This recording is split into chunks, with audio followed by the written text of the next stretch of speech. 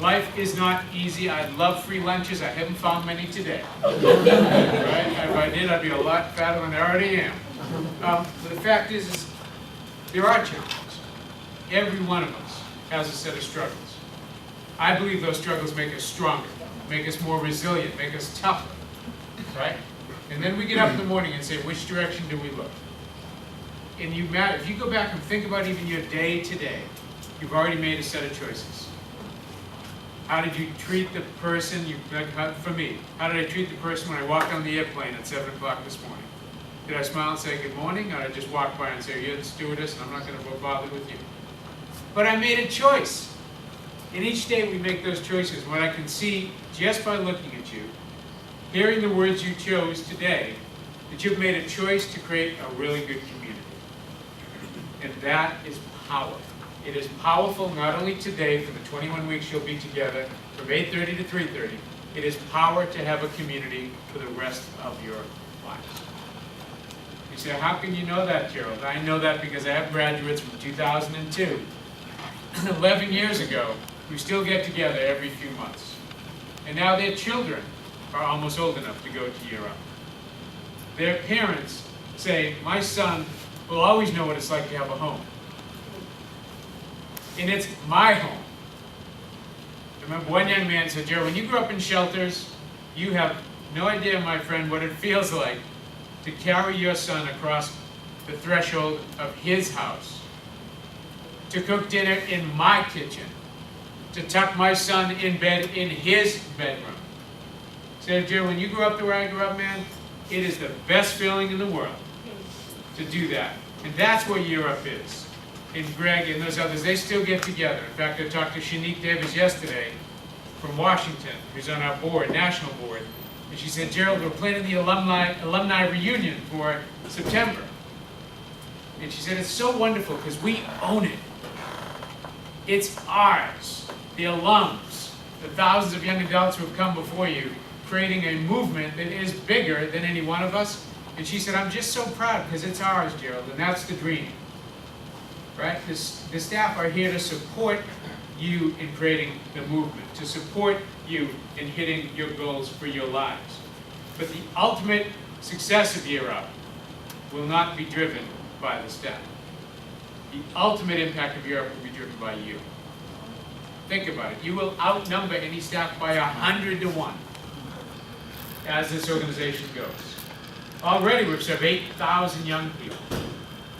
There's about 400 staff, so already 20 to 1. More folks who've gone through Europe than have worked there. Go out 10 years. And then think, where does the movement live? It lives in your brain, in your heart, in your willingness to say, this country deserves to give opportunity to everyone, not just some people. And zip codes shouldn't be the way in which opportunity is dished out in this country. Right?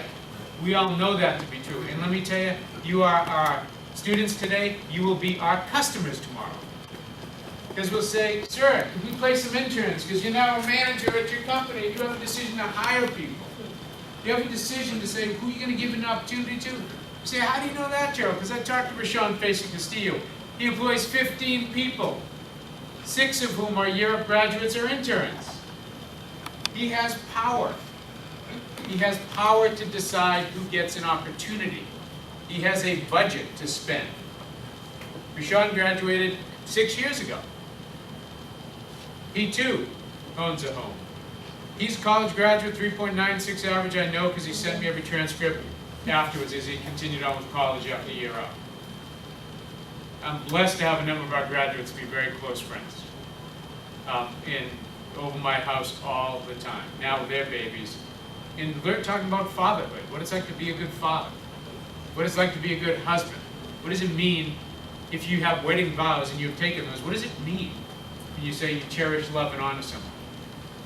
Do you live it every day? Because it's hard. I've married 20 years, I'm blessed to do so, but let me tell you, you work hard every day to be a good husband. So I can see you've built a good community, and you should be rewarded and recognized for that. We ask young adults often, what helped you get successful? And one of the top things is always my peers, my fellow students, the ones who wouldn't let me say no, who wouldn't let me be late, who encourage me to have the highest points. And yes, the people who have the highest points make the most money.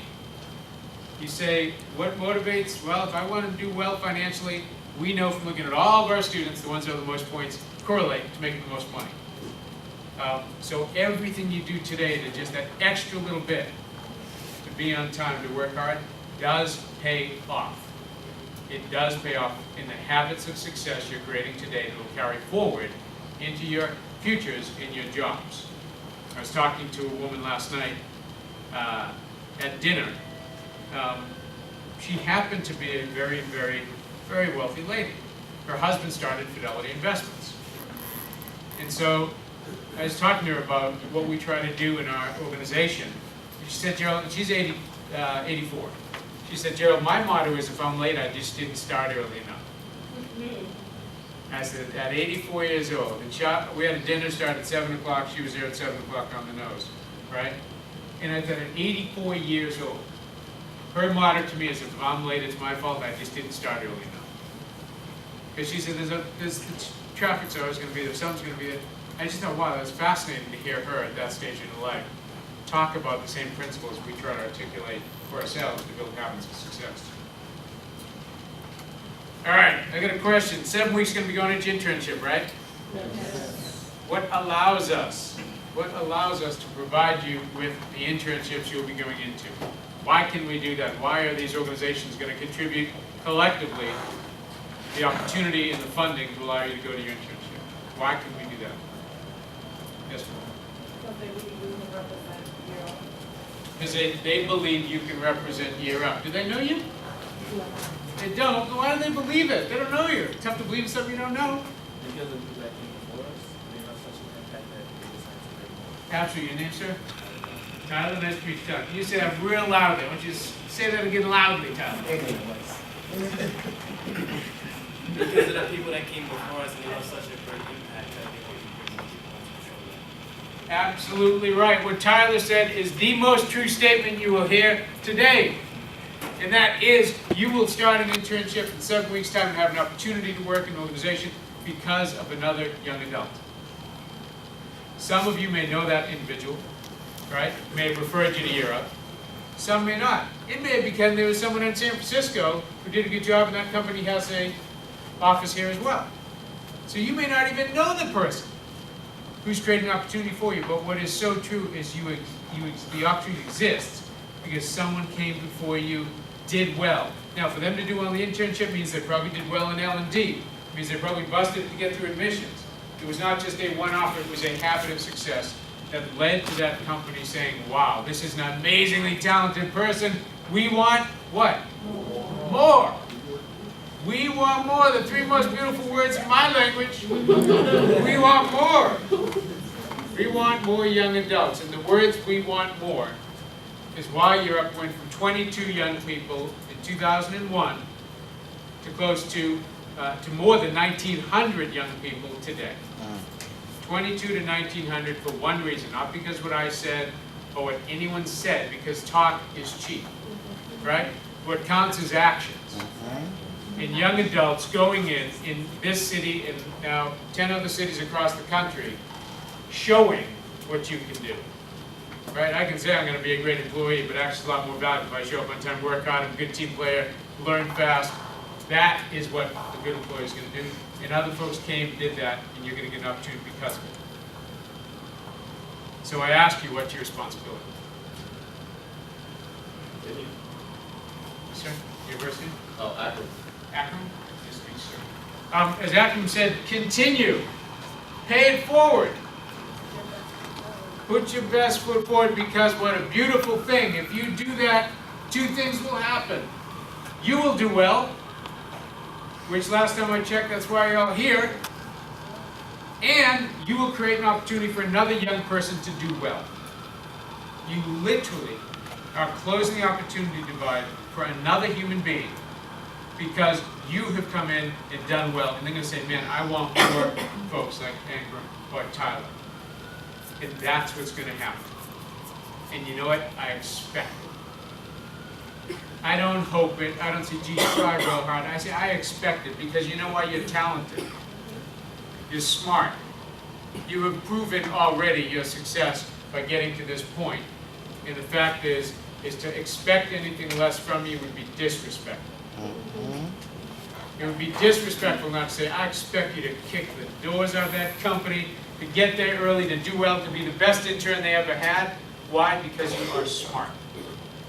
And our country needs you helping our companies to be successful. So Europe is this great win-win. You do well, and someone else is going to have a chance 6 months after. That's why we've been successful. 100%. Remember, we're now a $60 million organization. One of the fastest growing, largest nonprofits of its kind in America. That's because of you. If that has improved the vision for Europe, that our young adults are the most talented young people you could hire in this country, that's the proof right there, the success. The success of Europe is your success. And together, we're going to create a success we haven't even dreamed of. Right? Imagine hundreds of thousands of young people having the opportunities that you have right now. Yeah? But it's our opportunity right now to make that happen. All right, last question. We talked a little bit about this. Is Europe just a training program? No. Sure isn't, is it? What else is it? A lifestyle? It's a family at its highest level. We're in training. I know we're learning. But if you put all the alums together, all the cities together, a network, say again?